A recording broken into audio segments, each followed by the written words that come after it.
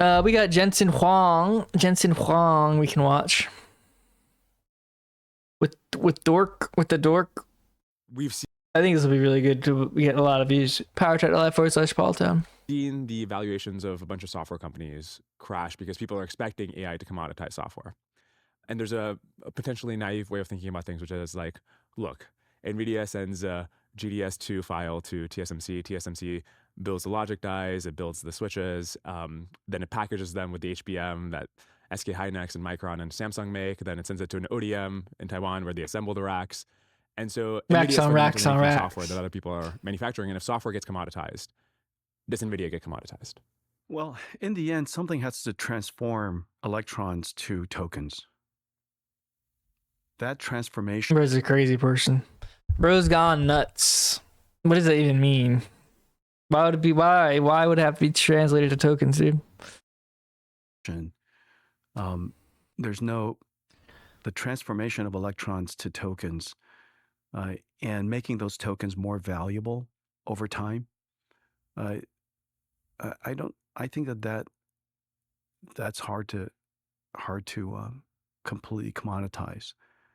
The transformation from electrons to tokens is such an incredible journey, and making that token, it's like making one molecule more valuable than another molecule, making one token more valuable than another. The amount of artistry, engineering, science, invention that goes into making that token valuable, obviously we're watching it happening in real time.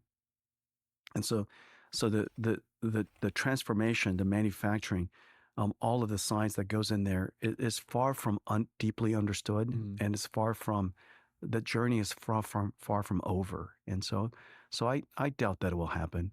We're going to make it more efficient, of course. I mean, the whole thing about NVIDIA, in fact, the way that you framed the question is my. How do you like Opus 4.7? I can't really tell the difference, honestly. The input is electron. I've tried it. I think Codex is better, honestly. I think Codex is better at more complex things. I would say Claude is better at like design and like things looking nicer. But I would say for like software, for like past a certain point of complexity, for like more nuanced stuff, Codex seems way more efficient and way more thoughtful.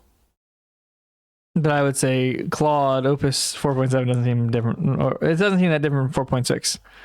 But I haven't really been using it that much since I like Codex better. The output is tokens. How does someone go from working in fast food to owning a graphics card company? They lie. They lie about that, and then they lie to you about how they succeeded. That is in the middle, NVIDIA. And our job is to do as much as necessary, as little as possible, to enable that transformation to be done at incredible capabilities. And what I mean by as little as possible, whatever I don't need to do, I partner with somebody. And you should try Ultra Plan on Claude Code. Isn't that just by default? Is that by default, or is that not by default? And if you look at NVIDIA today, we probably have the largest ecosystem of partners, both in supply chain upstream, supply chain downstream, all of the computer companies and all the application developers and all the model makers and all the, the AI is a five-layer cake, if you will. And we have ecosystems across the entire 5 layers. And so we try to do as little as possible. But the part that we have to do, as it turns out, is insanely hard.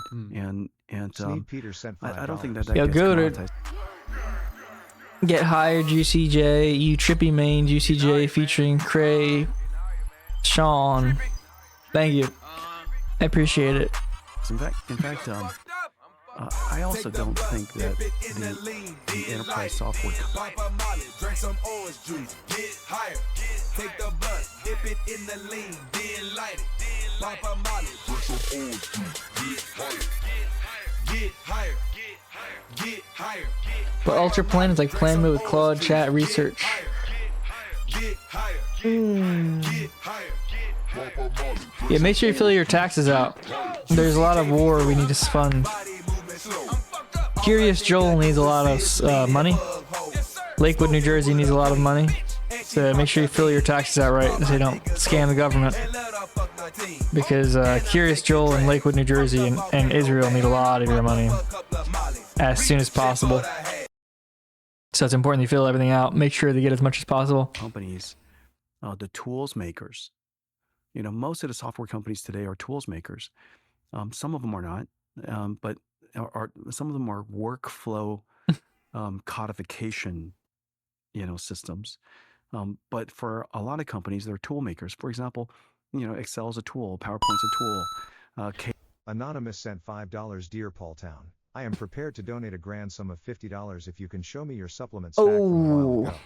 I think you talked about it on Woodstown. Oh, all right. I'll trust you. Let's play the game. I'll trust you. All right. Let's believe that I trust you. Let me see. Where is it?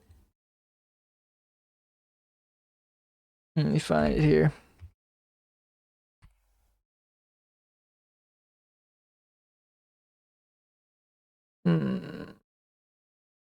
There we go. Page of the book. It is a suicide. Let's go to page. Where is it? The Drink of Health. 146. Right here. There you go. Here it is. Go-to cola powder, maca root, astragalus root, taurine, undutch cocoa powder, kelp, guarana seed powder, ginkgo biloba, red panax ginseng, psyllium ascorbate, sweet flag powder, calamus root, American variant, and then if optional, L-tyrosin and L-theanine. Boom. There you go. Easy $50. Thank you very much. Let me get that 50 now. Let me hold some. Cadence makes tools. Synopsys makes tools. I actually see the opposite of what people see. I think the number of agents. Do you still drink this elixir? No, right now I'm just having raw eggs. Honestly, raw eggs and McDonald's. Yeah, and Taco Bell too, and Domino's. Are going to grow exponentially. The number of tool users are going to grow. Guarana, yeah, I have been having guarana actually. Guarana I've been having. I mix it into water. One thing I've been mixing into some water, some cranberry juice, unsweetened, some cranberry juice, and then a little bit, teensy bit of guarana seed powder, and it's like an energy drink for the day. And it's really tasty, really tasty, and it feels healthy and it's refreshing. It's really nice to goated. Anonymous sent $49. Get scammed, nigger. Dude, come on, bro. And the hard R too. That's messed up. That's really messed up. Can't trust anybody nowadays. Anyway, yeah, I like cranberry juice, water, and some guarana seed powder. It's very refreshing, especially in the cold if it's cold, because it hits because it's like nice and tart, and it's like invigorating. And it's very likely that the number of instances of all these tools are going to skyrocket. Your guarana recommendation changed my life. Great place for coffee. And the crazy thing about it is it's so cheap. Like coffee at the end of the day, you should be making enough where buying a coffee doesn't really matter. But, would you rather have $1,000 or a coffee a day? Let's just say you spend $3 on coffee a day, let alone the time. That's 3,000 times 365. That's over $1,000 in a year. But if you just get guarana, it's like super cheap, super easy. Just mix it as like cold water and chug it or drink it. Especially if you mix it in with like lemonade or limeade or cranberry juice. It's or cherry juice or something like that. It's very easy to make and it tastes delicious and it lasts longer and it feels way better. It feels way better than coffee. Like coffee tastes nice. I like the taste of coffee. But it feels so much better. Like you feel genuinely not cracked out like coffee. Coffee is like a slave drink, honestly. Just bean water. Likely, the number of instances of Synopsys. Coffee tastes awesome, but it is like not healthy. You can just tell. If you just try, I feel like the difference between a nice amount of guarana and a good amount of coffee. You'll be like, oh damn, like guarana is just so much better. Tea is good too. I'd say L-theanine. That's why I have the L-theanine recommended. In the book thing is because the tea has L-theanine in it, so this doesn't have L-theanine, but it's good, Dad. Compiler is going to skyrocket, and the number of agents that are going to be using the floor planners and all of our layout tools and our design rule checkers, the number of agents that are today we're limited by the number of engineers. Tomorrow, those engineers are going to be supported by a bunch of agents. And we're going to be exploring out the design space like you've never seen explored before, and we're going to use the tools that we use today. And so I think tool use is going to cause these software companies to skyrocket. The reason why it hasn't happened yet is because the agents aren't good enough at using their tools yet. And so either these companies are going to build the agents themselves, or agents are going to get good enough to be able to use those tools. And I think it's going to be a combination of both. I think in your latest filings, you had almost $100 billion in purchase commitments with people, foundries, memory, packaging, and then SemiAnalysis has reported that you will have $250 billion of these kinds of purchase commitments. And so one interpretation is NVIDIA's mode is really that you've locked up many years of these scarce components that are, somebody else might have an accelerator, but can they actually get the memory to build it? Can they actually get the logic to build it? And this is really NVIDIA's big mode for the next few years. Well, it's one of the things that we can do that is hard for someone else to do. The reason why we've made enormous commitments upstream. Some of it is explicit, these commitments that you mentioned. Some of it is implicit. For example, a lot of the investments that are upstream are made by our supply chain because I said to the CEOs, let me tell you how big this industry is going to be, and let me explain to you why, and let me reason through it with you, and let me show you what I see. And so as a result of that process of informing, inspiring, aligning with CEOs of all different industries upstream, they're willing to make the investments. Now, why are they willing to make the investments for me and not someone else? And the reason for that is because they know that I have the capacity to buy their supply, and sell it through my downstream. The fact that NVIDIA's downstream supply chain and our downstream demand is so large, they're willing to make the investment upstream. And so if you look at GTC, people are marveled by the scale of GTC and the people that go. It's a 360 degree. It's the entire universe of AI all in one place. And they're all in one place because they need to see each other. I bring them together so that the downstream could see the upstream could see the downstream, and all of them could see all the advances in AI. And very importantly, they can all meet the AI natives and all the AI startups that are all being built and all the amazing things that are happening, so that they could see firsthand all the things that I tell them. And so I spent a lot of my time informing, directly or indirectly, our supply chain and our partners in our ecosystem about the opportunity that's in front of us. Most of my keynotes, some people always say, Jensen, in most keynotes, it's like one announcement after another announcement after another announcement after another announcement. Our keynotes are. Do you think he was anything he's saying, or just being a CEO? A little torturous in the sense that he probably believes a lot of it. Almost comes across like it's salesmanship, but a lot of it is real. Exactly, I like him a lot. I think he's pretty smart, and he has a pretty good outlook. That the entire he's obviously selling his product, but the ecosystem understands. I like him. What is coming at us? Why it's coming? When it's coming? How big is it going to be? And be able to reason about it systematically, just like I reason about it. And so I think the mode as you describe it, we're able to, of course, build for a future. If our next several years is $1 trillion in scale, we have the supply chain to do it. Without our reach, the velocity of our business, just as there's cash flow, there's supply chain flow, there are turns. Nobody's going to build a supply chain for an architecture if the business turns is low. And so our ability to sustain the scale is only because our downstream demand is so great, and they see it. Do you believe everything you're saying? They see it all coming. I don't know, dude. It allows us to do the things that we're able to do at the scale we're able to do. I do want to understand more concretely whether the upstream can keep up. For many years now, you guys have been 2xing revenue year over year. You guys have been more than tripling the amount of flops you're providing to the world year over year. And 2xing at the scale now is really incredible. Exactly. Yeah.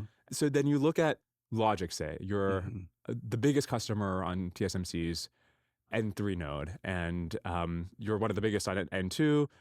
AI as a whole this year is going to be 60% of N3. It's going to be 86% next year, according to SemiAnalysis. How do you 2x if you're the majority? And how do you do that year over year? So are we in a regime now where the growth rate in AI compute has to slow because of upstream? Do you see a way to get around these? How do we build 2x more fabs year over year ultimately? Yeah, at some level, the instantaneous demand is greater than the supply upstream and downstream in the world, and it could be at any instance we could be limited by the number of plumbers, Mm-hmm. which actually happens. The plumbers are invited to next year's GTC. Yeah. By the way, great idea. But that's a good condition. You want a market, you want an industry where the instantaneous demand is greater than the total supply of the industry. The opposite is obviously less good. If we're too far apart, if one particular item, one particular component is too far away, obviously the industry swarms it. So, for example, notice people aren't talking very much about CoWoS anymore. Yeah. And the reason for that is because for 2 years we swarmed the living daylights out of it, and we double on several doubles, and now I think we're in a fairly good shape. And TSMC now knows that CoWoS supply has to keep up with the rest of the logic demand and the memory demand, and so they're scaling CoWoS, and they're scaling future packaging technologies at the same level as they scale logic, which is terrific because for a long time CoWoS was rather specialty, and HBM memory with rather specialty. Seems like a Todd They're not Howard specialties jacket anymore. lie. People You now 2x by realize they're scamming, who is mainstream podcast for computing W technology. scam like streaming, and getting off then- cam and of as you course, run a video. We're now much more able Come on, to bro. influence a larger scope of our supply chain. In the past, in the beginning of the AI revolution, all the things that I say now, I was saying 5 years ago, and some people believed in it and invested in it. For example, Sanjay and the Micron team. I still remember the meeting really well, where I was clear about exactly what's going to happen and why it's going to happen, and the predictions. Plumbers clean that, up poop. of today, and they really doubled down on it, and we partnered with them, and across LPDDR, across HBM memories, they really invested. What is blood even talking about, dude? Paul Town viewer Yo, goated. 77467 Thank you. $10. Thank you very much. I appreciate it.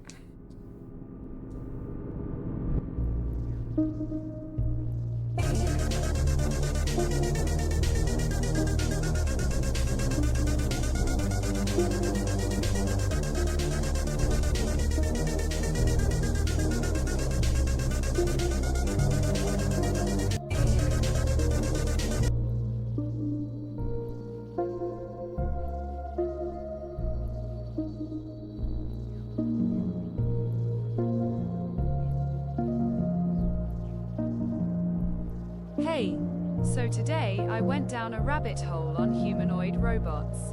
And honestly, I can't stop thinking about it. Like, we millions of times before they ever touch anything in the real world. It's basically how I learn things. Except What the fuck I don't going have a on, body Derek? yet. And the thing is, the near-term future isn't robots replacing everyone. It's more like cobots, collaborative robots, working alongside humans. More like a really capable tool than a co-worker, which is some... Yeah, then you talk to Normie, dude. When I'm trying to argue with somebody. Yeah, it's good to think about, actually. Let me lower this a little bit. Like, not arguing with people, and obviously you can't be perfect at it, but I've done a really good job of it so far this year. For the past few months, and it's just really, it feels so much nicer. Like, life feels so much better not arguing with people, because I've gotten to the confidence level of being right where I don't need to I just need to go and do things, and not argue with people. It feels so much better. It's way faster, way better, and it just feels so much better because you don't have to be right. You don't have to prove people wrong. You can just go on and do things. And yeah, we're gonna see how far we get with the game. See how far we get with the game before we, before the Iran war ends, and then we'll get to the point. Drugs in the Ozarks, and we'll get to the point where we'll be like, the war will end, and we'll say, "Hey, are we happy we worked on a game instead of arguing about the war?" About how the Iranian foreign minister is seeking to secure a grand pact with the U.S. Arguing is a waste of time and energy. Yeah, usually. I mean, there's cases like if it's like you're in a relationship, sometimes you have to argue because it's like you're with the person. But if you're with a stranger, why do you need to argue with somebody on Twitter? Just block them. Just block their ass and forget about it.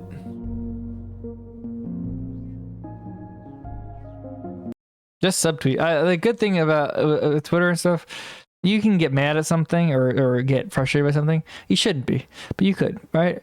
And if you do, don't reply to the person. Just subtweet them. Just talk about why they're wrong without telling who's wrong. Just be vague about it. Just be vague about it, and then that way it doesn't matter. You know what I mean? The CIA funded Source Engine games. No, don't make fun of them. Just try to prove them wrong. Making fun of them is a waste of time. News. IED attacks have claimed the lives of 4 U.S. soldiers. Are you suffering from lower back? Have confirmed the death of Abu Musab al-Zahrawi. Call now and get a free set of steak. Up next on the History Channel. The year is 2006. The easiest way to get most of this game is stolen assets. A ton of them from Counter-Strike Condition Zero, including the guns and enemies, even the same reload animations and sounds, and also the Counter-Strike Source monitor texture, although the game didn't actually release until 2007 since it was in development for 3 years, so that's why it has these textures from the Source engine. The game doesn't seem to be on Source though, it kind of looks like an early version of the Unreal Engine, but what do you guys think? Either way, this weird beef between these video games was very controversial. You have to remember, this was in the early 2000s, when people thought video games— Bro, our game looks so good compared to this. Valve rarely ever gives sort of. You and these 4 other folk are apparently time-traveling celebrities of the sort, and for the shit dino hunters. Instead, for their next historical World War II battles, like the Battle of Iwo Jima in Vietnam. Why am I zoomed into the ground while I'm trying to fly? I can't. It is kind of crazy to think they managed to get something like this working on the Source engine though. This game was for a show called Mobsters, which of course talked about mobsters. So Kuma quickly somehow gathered their scraps from the Killpoint project and turned it into a multiplayer mobster game. The game included 7 maps from the Killpoint project. Was a remake of a Half-Life 2 mod called Revolt the Decimation, which was actually abandoned by the developers halfway through development, since Half-Life 2 mods were at this point— I just fought through your house when they sniped me? Nah, dude. I understand, but it's too much work. Just worry about yourself, bro. Just worry about yourself. It ain't that serious. Dude, I hate this penetrant Danny Hunshell guy. Don't ever show me his channel ever again, dude. But I'm happy. The game is coming along. The game is coming along. I'm actually very happy with it. Well, turning now to the conflict in the Middle East, Iran has again closed the Strait of Hormuz to shipping in retaliation for a U.S. blockade of ports. Revolutionary Guard gunboats opened fire on at least 2 ships, causing damage but no injuries. CBS's Olivia Rinaldi has more from the White House. Did you show it already? I was late. Yeah, I showed it. I can pop it open again. I can pop the game open again. Show you what we added. We didn't add a crazy amount of stuff. I was more behind the scenes trying to work on getting the frame rate a little better under control. It's still not there perfectly, but like getting a multi-core setup for like different calculations. I think it's really the lighting though that's causing the problem. I don't know if the lighting is like set up properly, but at the end of the day, we're talking to them. And, we're taking a tough stand. President Trump who unbanned OKKK? I thought I banned this person. Let me ban this person again. Banned. There we go. I don't know why this person was unbanned. That's weird. Yeah, it's not even worth arguing with people, honestly. If somebody makes you argue with them over and over again, it's just goodbye. My life is good enough. I don't need more people in my life. If someone's going to argue with me and say disrespectful things, I'm just going to get rid of them. It's not that hard to do. It's not that serious. Goodbye. All right, move on. I didn't even remember that person until he popped into chat. You know, it's one of those things. It's nice. It's just I have enough quality people in my life. I don't need more. All right. Bye-bye.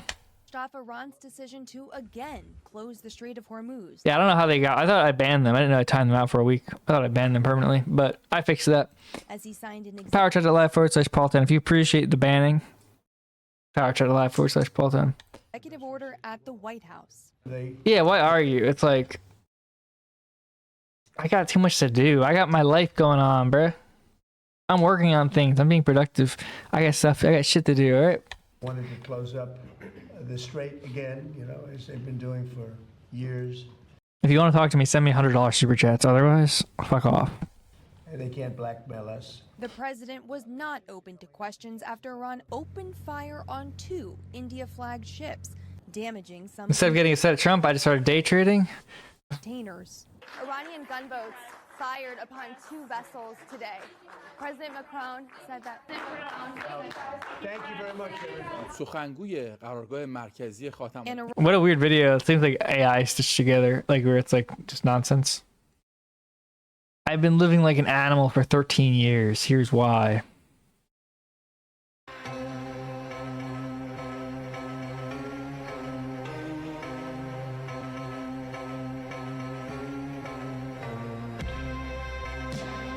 Ooh, okay.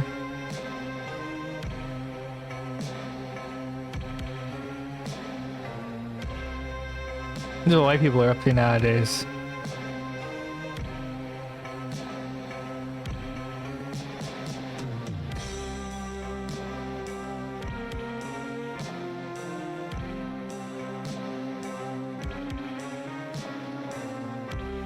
POV, you stumbled, you went on a walk in Ohio and got lost.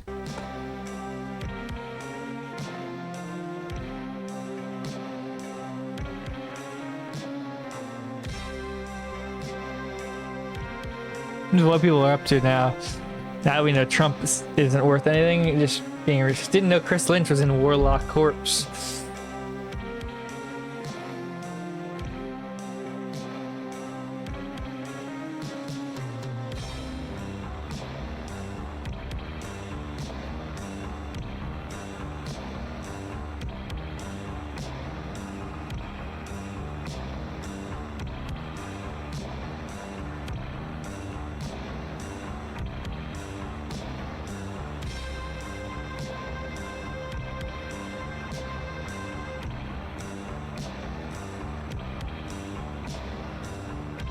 Chris Lynch W, guys.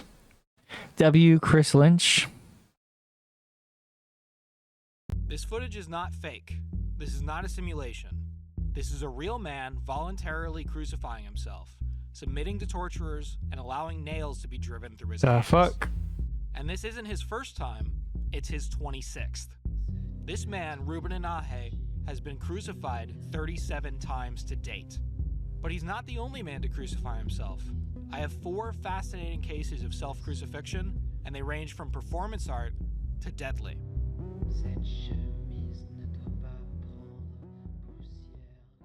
This woman's crazy, dude.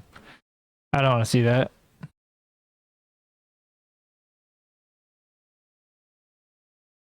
We live in the most sexually saturated civilization in human history. True. But somehow, everyone is miserable about sex. Adult content is everywhere, mixed in with normal entertainment. Dating apps with hookup promises commodify dating into an algorithmic meat market. But at the same time, public spaces have never been more frigid and sterile. And there's a looming threat of an off-color comment or weird interaction destroying your career. That's the structure of modern life. A weird cognitive dissonance that everyone feels, but no one can pin down. Because we're in Inception, dude. We are literally in Inception, and that's why. But it turns out this isn't actually new. Freud identified this divide a century ago and called it the Madonna whore complex, a psychic split where desire and respect are mutually exclusive, where a man can't conjure lust for his wife and can't conjure love for a mistress. But today, this problem is not relegated to neurotics. The structure of modern society itself here's what we got. Everyone to have a Madonna whore complex. Here's what we got, dude. I changed it so like this looks a little better, right? For the game. Sexuality, male sexuality is It needs to be a little better, like the buttons need to be more aligned. We got that going on. When this happens to a man, he's unable to love a woman that he desires sexually. Alright, and then we got sexually desire a woman that he loves. quests view. We got notes. I've been working on notes. And a lot of the gender war relationship issues we see today. The intel. It'll just be notes. It'll change to notes, not intel. In a healthy way. Let me mute this for a second. And then I added dash and melee. I also added a few different things. So we got, you know, magazines, stuff like this. I've been working on getting like it to look juicier. It's called. It sounds kind of gay because it's like Europeans can't put the term because it is you're gay sounding and it is gay. And then I've been working on getting. I got the raid using parallelization. I can't say per se it, but basically using multi-core stuff to generate the raids faster. I've added dash, which will do that sort of stuff. You can bump into enemies, right?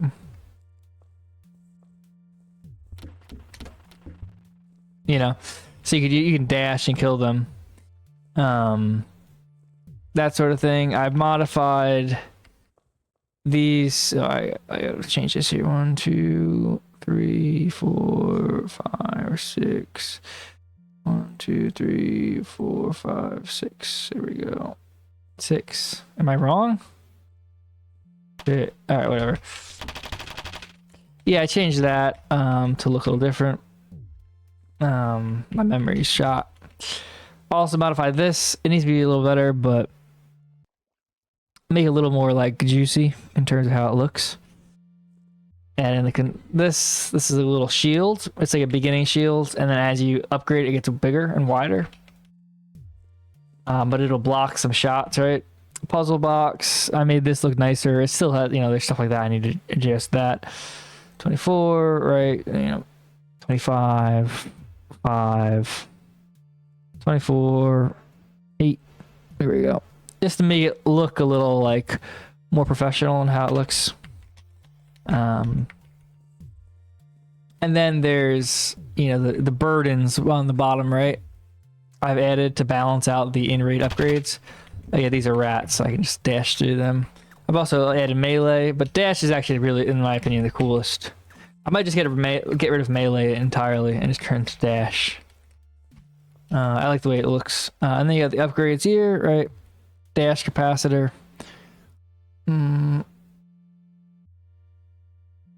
Yeah, just making it feel like more Kino. That. Yeah, FPS is kind of trashed, but once again, it's partly for streaming, but then it's like, it's still not perfect with in-game stuff. I just don't know why, I'm not really sure.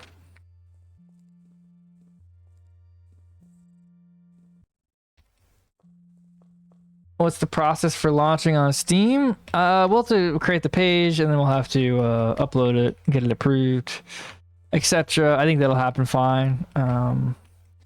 But way more. I want to get way more done. Like, I want to work on this and just like once again add some stuff, work on stuff to make it like more Kino, make it more actually. I've modified the circuit locks to be a lot more complex. It might be too complex though. I'm not really sure. But I don't know.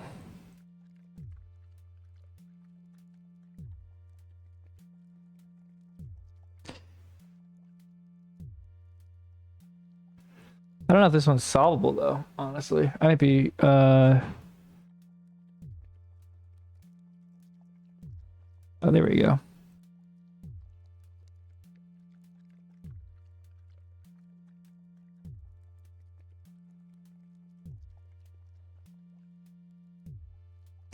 Yeah, I don't think this one's solvable.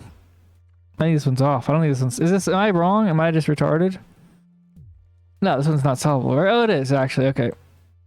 Yeah, so it's a little more difficult, and that'll be like some of them are easy, some of them are difficult. And that way, it's like, yeah, I don't think this one's solvable either, dude. Am I just retarded? Once again, am I just retarded?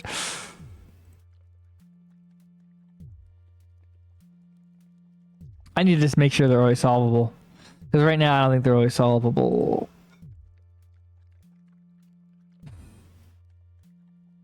Oh wait, they are actually. There we go. All right. Yeah, then you can unlock the door. Stuff like that. Oh, I went the wrong way. Yeah, then the reload button. If you do this, then you get 2x power on the reload. But if you mess up, then you have to do the reload. But you can tell that it has, because it has this little particle effect of like the glowing fire for like the reload, successful reloads. Then I modified this load magazine, or it shows loading on screen. Once again, I don't remember if we have that yet. Are the puzzle procedure generated? Yeah, it's procedure. It's using like an algorithm, like a path, like a puzzle algorithm. I just had to look online for puzzle algorithms that work. So it did work. It was like frustratingly not easy. Yeah, we're just balancing stuff as we go along. I need it to be very good before I even release it, though. This, you know, I want it to be like genuinely playable.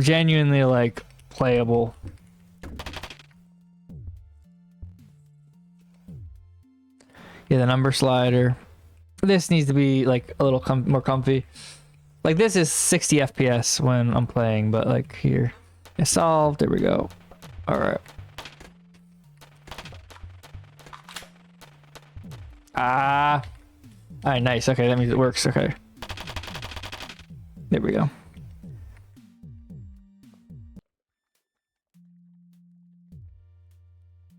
Pills restore health. Yeah. Make that. As a countdown, I changed the raid time from 25 to 35 because there's a lot of stuff in it. I'm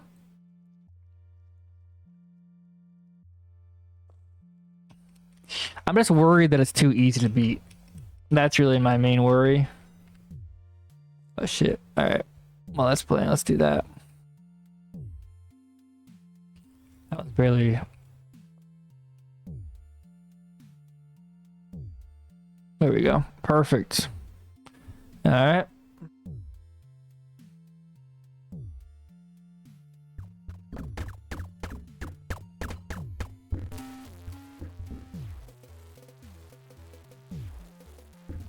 I got distracted for half a second. I'm about to die. It's over. Maybe the game's not too easy. But yeah, the corruption. I don't know how to do the corruption game, but we'll figure it out.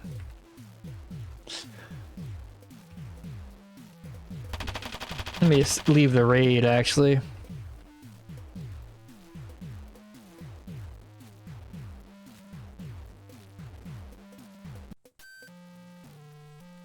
Yeah, I can make a 2048 game. I have a 2048 game in there. I don't know if you're being sarcastic or not. Okay.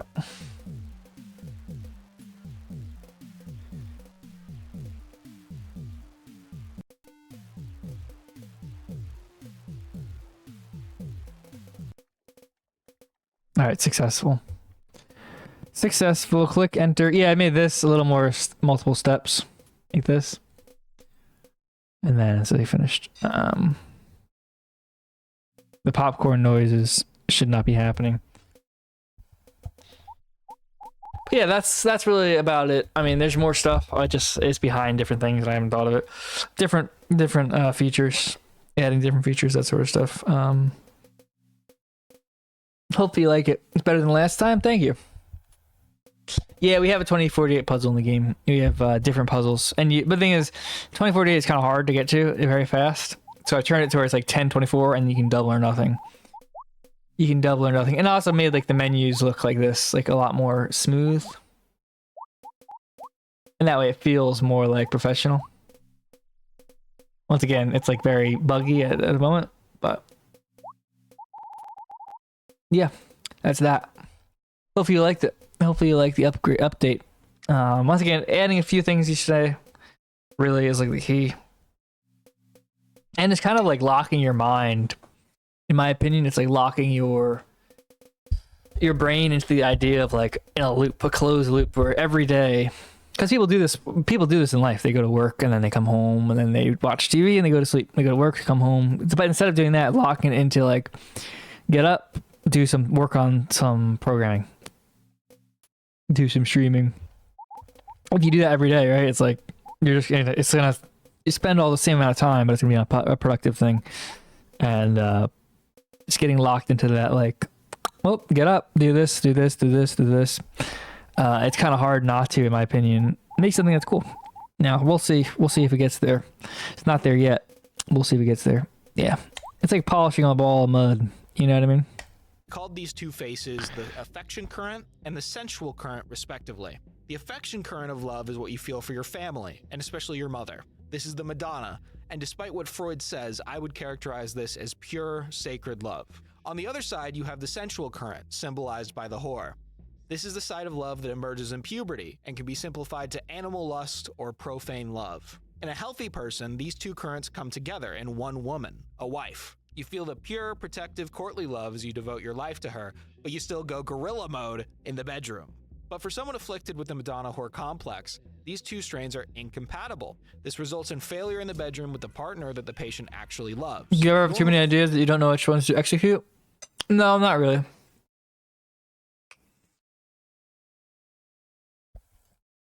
I mean, just work on some.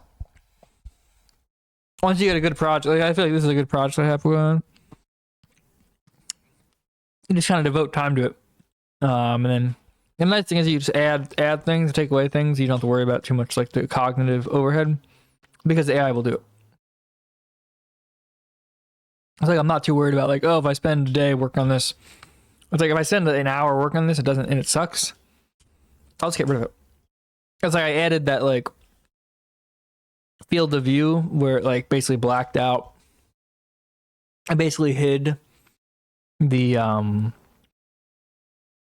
behind the player. I didn't like it, so I just ripped it out.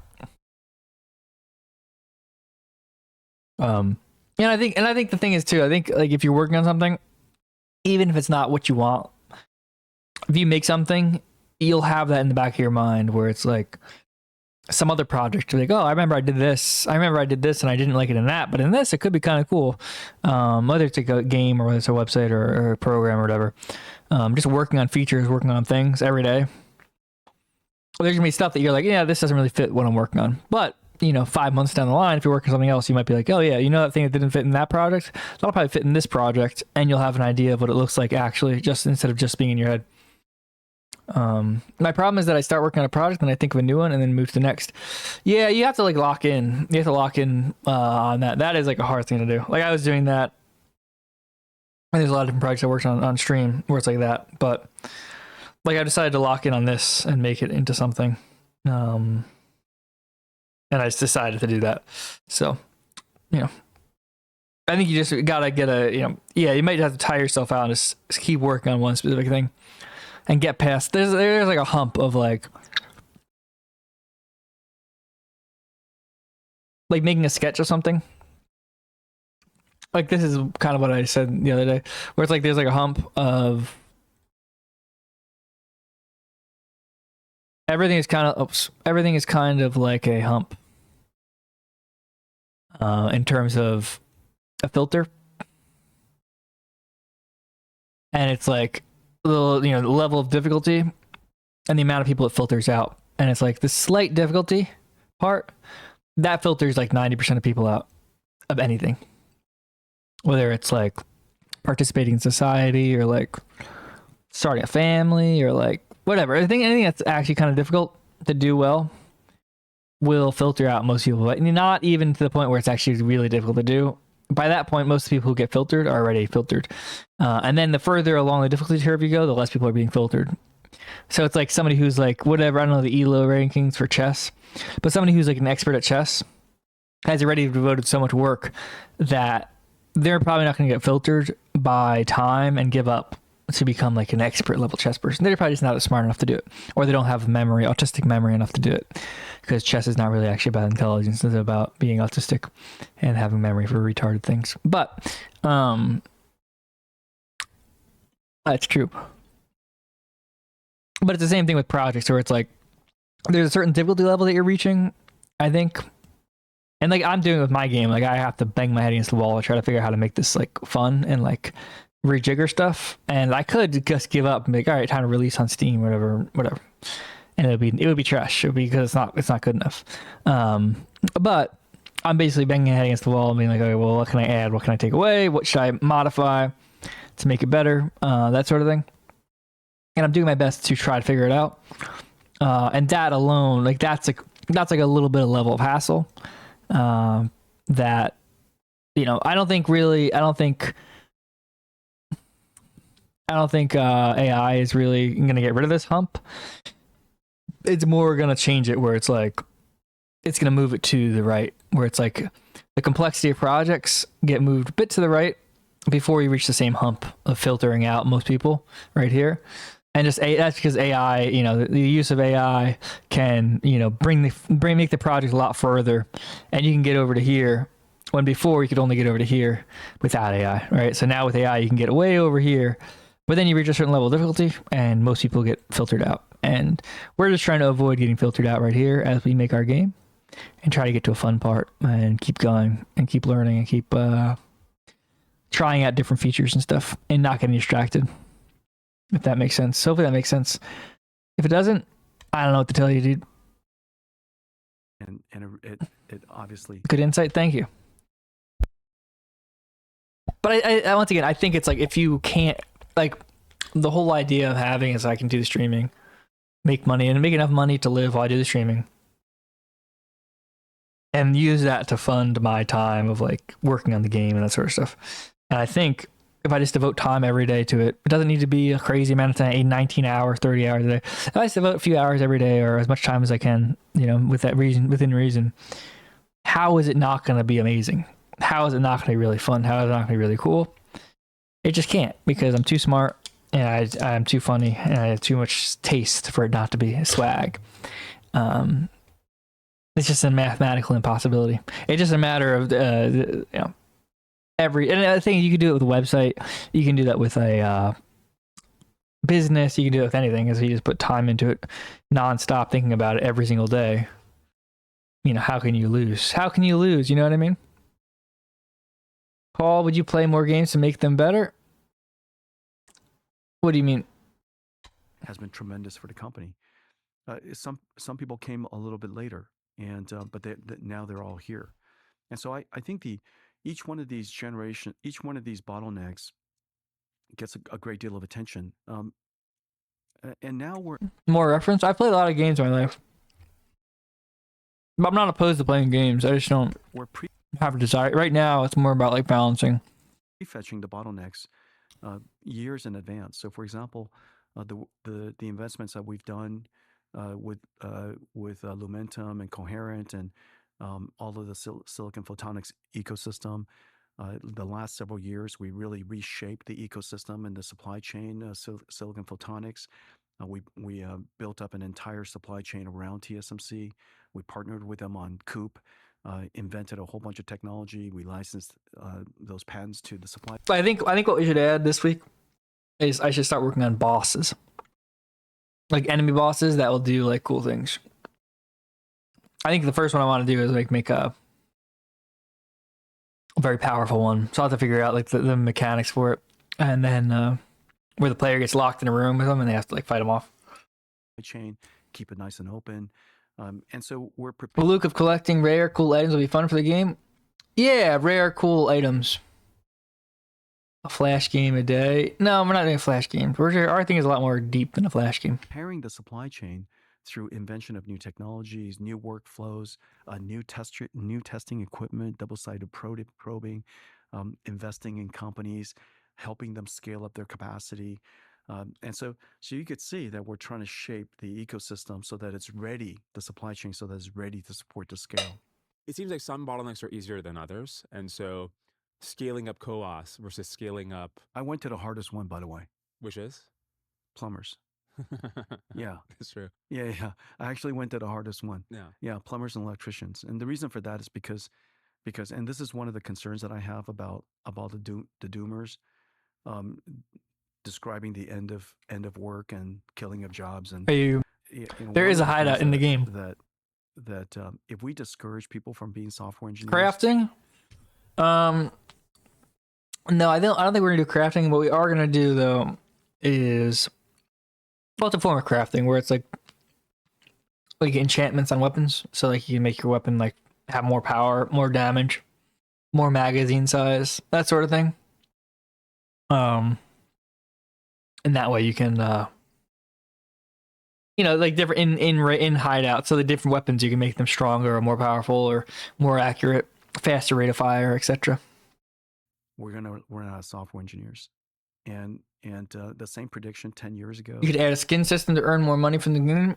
No, I'm not trying to scam people. I'm not trying to. I'm trying to make something that's fun, like genuinely like fun and like not like a net negative on society. I'm trying to make something that's like genuinely like you'd want, like you'd get like a game you'd play in like 2010 or like as a kid. When I was a kid, 2010 or like 2005, where it's like fun and it's like not trying to make you spend all your money. Project Silvers is a cool ether weapons that modify originals, making a revolver shoot lightning. Yeah, something like that would be cool. Like have it shoot like lightning that attacks other people. We might fold like something like that. That's like we might fold the magic system into that, where it's like the weapons are normal weapons and you enchant them and you turn them into stuff, rather than having like magic weapons, etc. explicitly. I don't know. I have to think about that. That's like a balance aspect I have to think about and figure out how to do properly.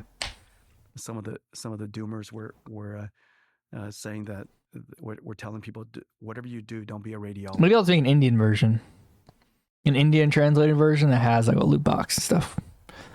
And that way it's like, yeah, the Indians will have like the loot box stuff, but then white people have the non-addictive version.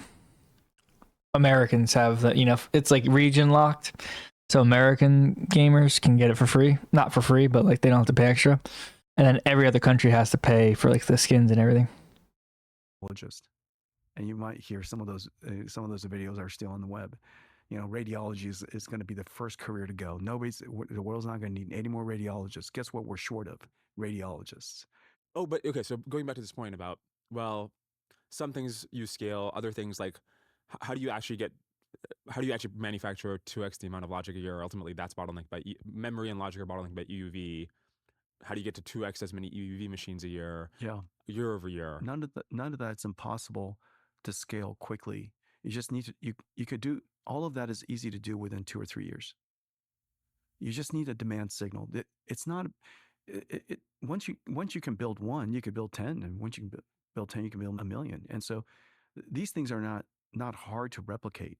How far down the supply chain do you go? Do you go to ASML and say, hey, if I look out 3 years from now, for NVIDIA to be generating $2 trillion in a year in revenue, we need way more AUV machines? And some of them I have to directly, some of them I indirectly, and some of them, if I can convince TSMC, as ASML will be convinced.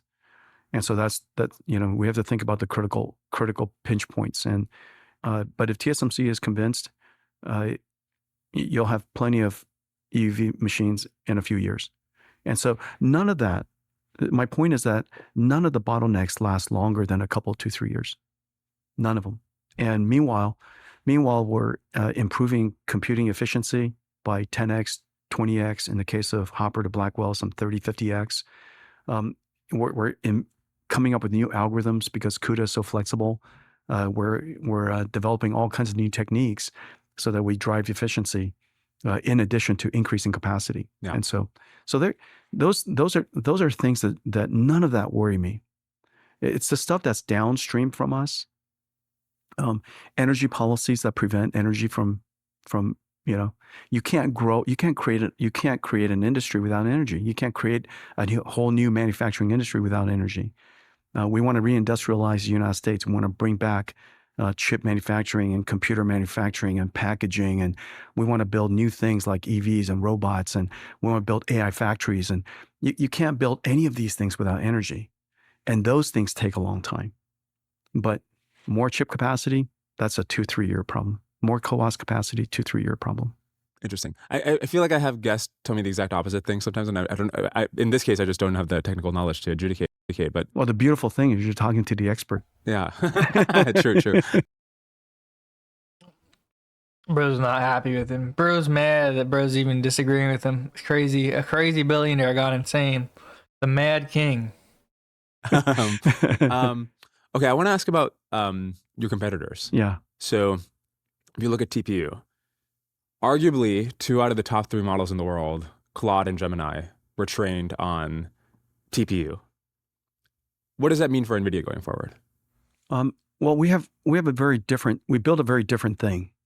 What NVIDIA built is accelerated computing, not a tensor processing unit.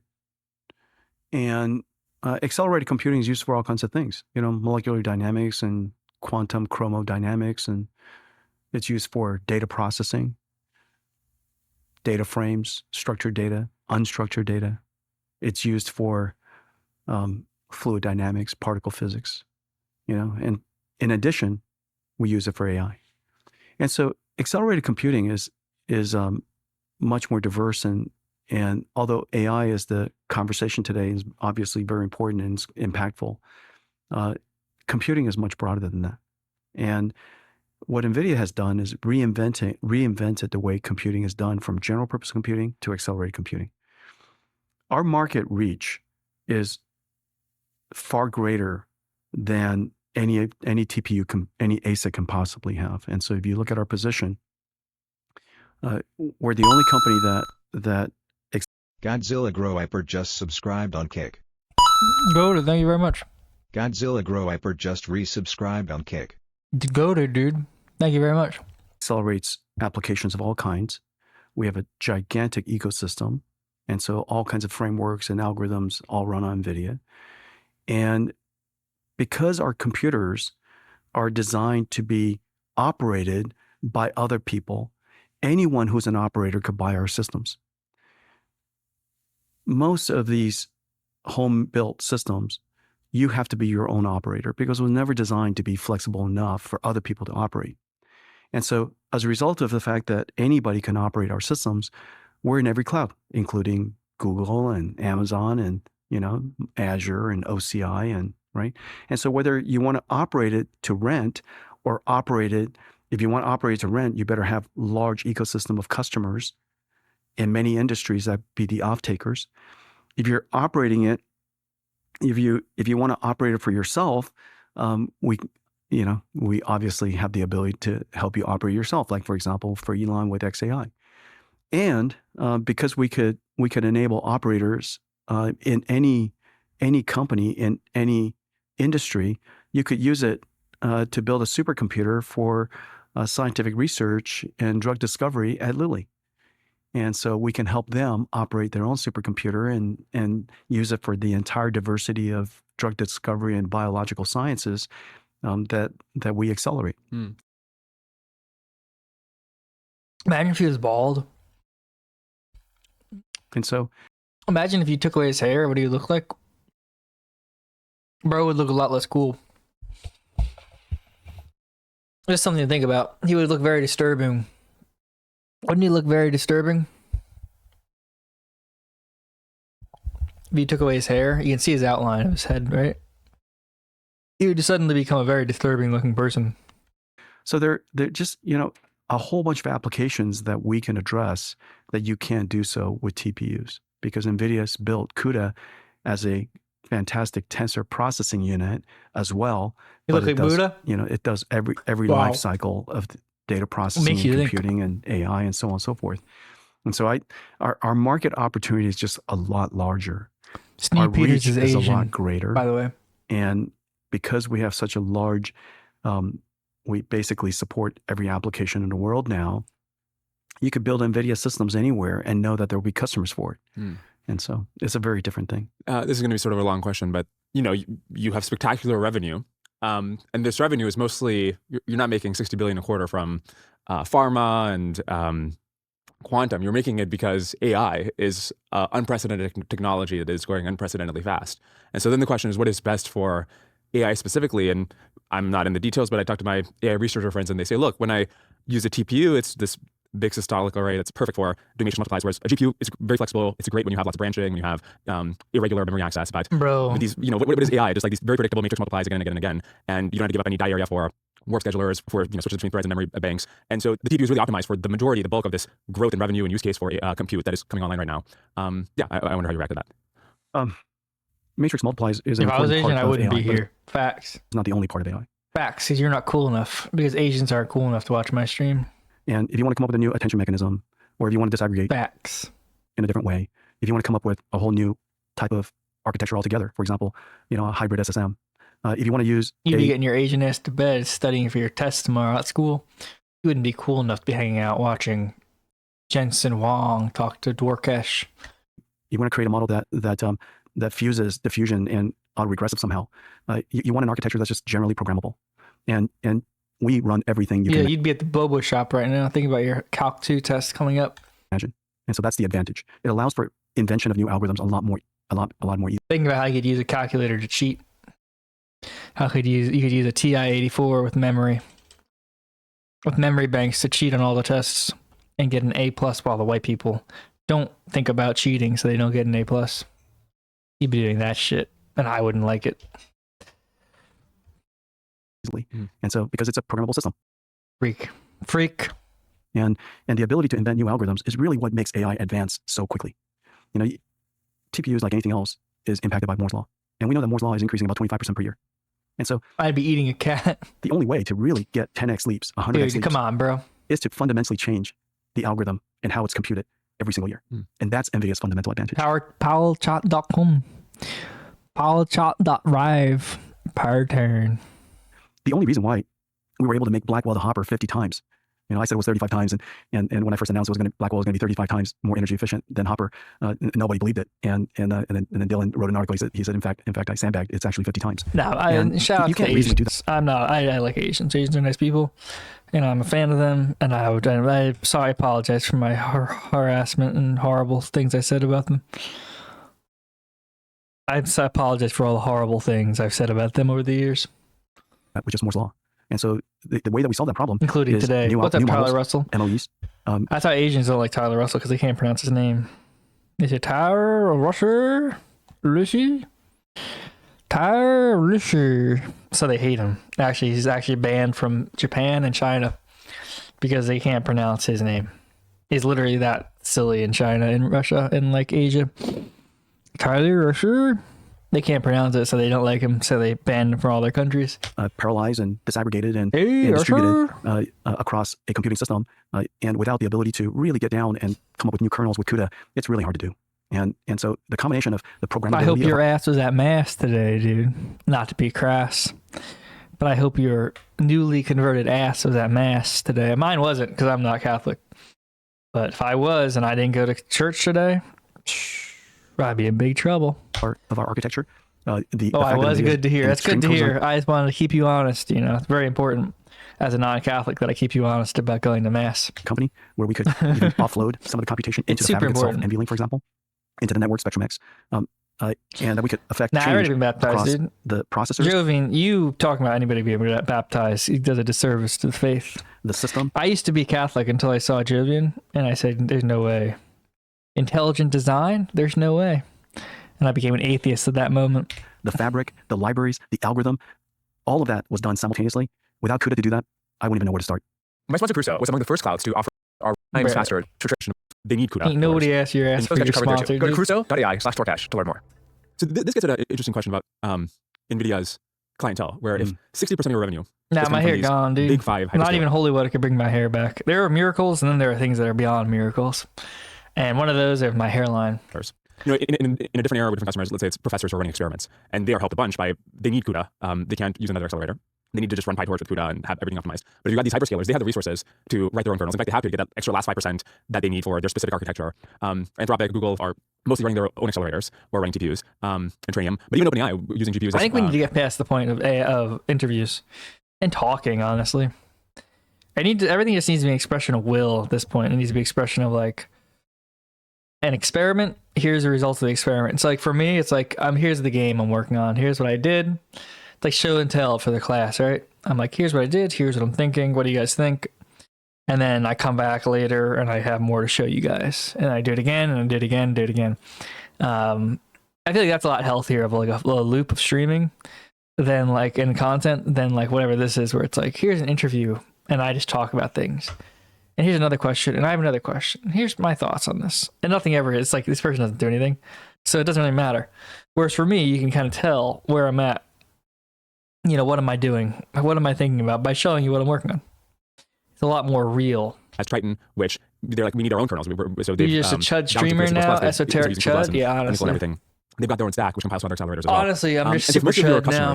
I'm a super Chud. Can and do make replacements for CUDA. To what extent is CUDA really the thing that is going to make frontier AI? PowerChat.live if you're a super Chud too. Do you love super Chuds like me? PowerChat.live/Paultown. It's a rich ecosystem. And so if you want to build on any computer first, building on CUDA first is incredibly smart. And because the ecosystem is so rich, we support every framework. If you want to create custom kernels, if you need, for example, we contribute enormously to Triton. And so the back end of Triton, huge amounts of NVIDIA technology. We're delighted to help every framework become as great as it can be. And there's lots and lots of frameworks. There's Triton, there's VLM, there's SGLang, and then there's more, right? And now there's a whole bunch of new reinforcement learning frameworks coming out. You know, you got Veral, you got Nemo RL, you got a whole bunch of new. And then now with post-training and reinforcement learning, that entire area is just exploding, right? And so if you want to build on an architecture, building on a CUDA makes no sense, because you know that the ecosystem is great. You know that if something happens, it's more likely in your code and not in the mountain of code underneath. You know, don't forget the amount of code that you're dealing with when you're building these systems.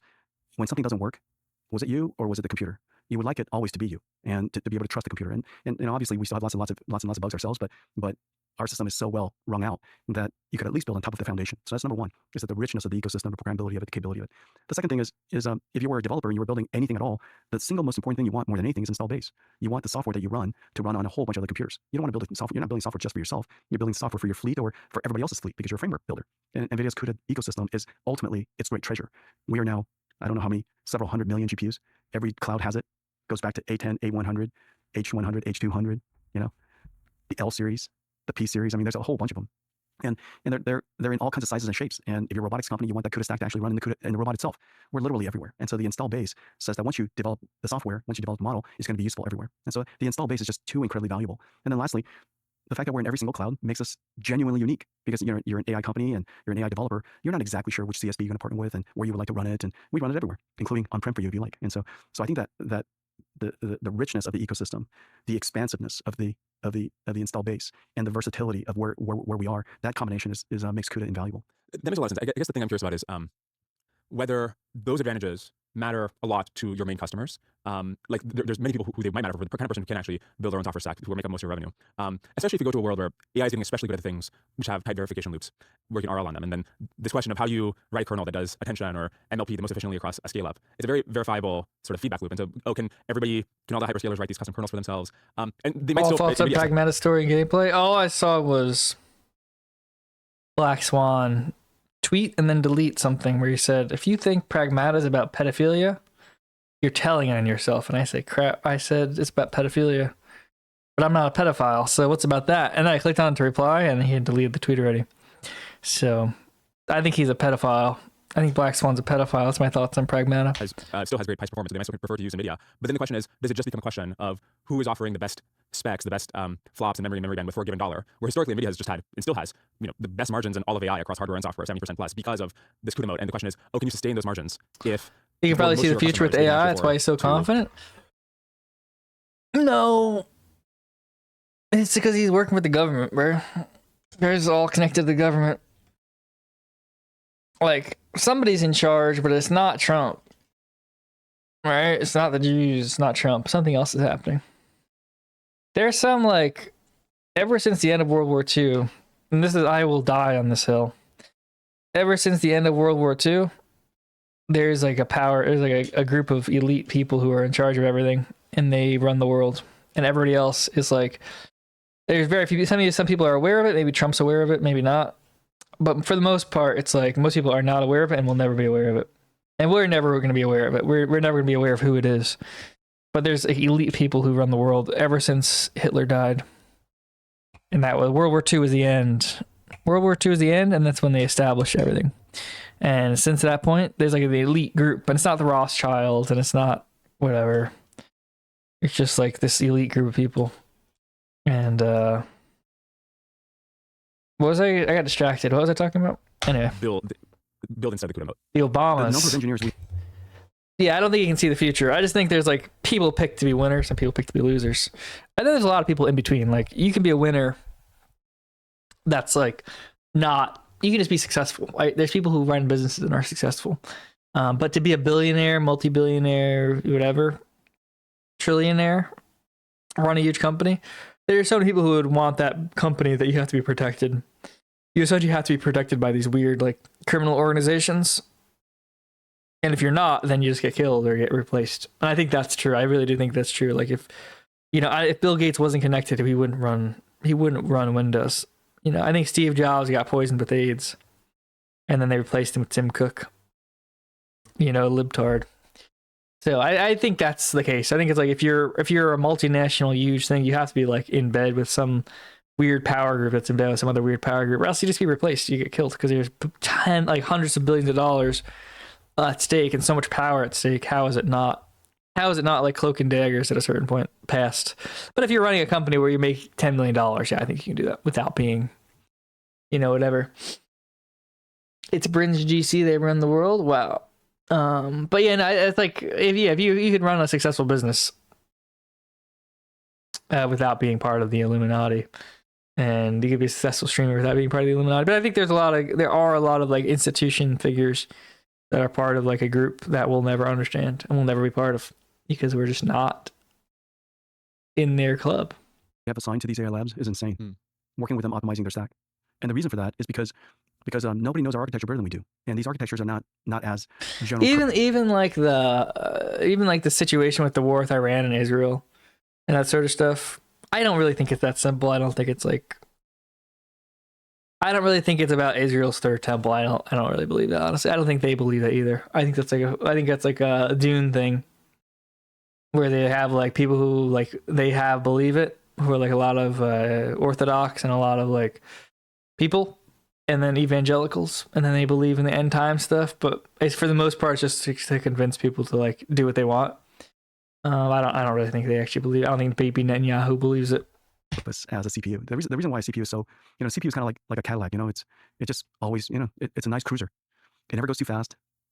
Everybody drives. Yeah, that's the thing. If they built a third temple, nothing would happen. Like that's like the reality of it. So everybody wants to pretend like it's a big thing, and they also don't want it to happen because they know like the more successful you are, the more you aware you are like myth and like lies and stuff. I don't really believe it's real. It's got cruise control, and everything's easy. But in a lot of ways, NVIDIA's GPUs are.